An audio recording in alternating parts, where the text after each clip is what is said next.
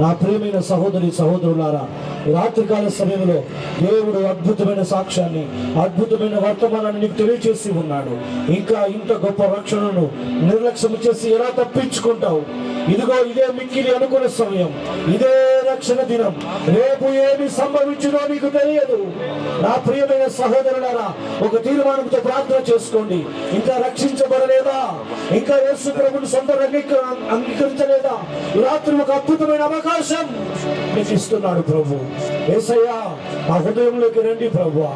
ఇదిగో యేసయ్యా నా హృదయంలోకి రండి. యేసయ్యా నీవే నిజమైన దేవుడవని, నీవే గొప్ప దేవుడవని, నీవే నిత్య జీవమిచ్చే దేవుడవని, నీవే యేసు అని రాత్రి మాతో మాట్లాడారు ప్రభువా.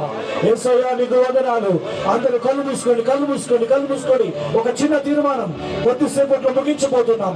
ఈ అద్భుతమైన రాత్రి ప్రభు నిన్ను దర్శించబోయే రాత్రి.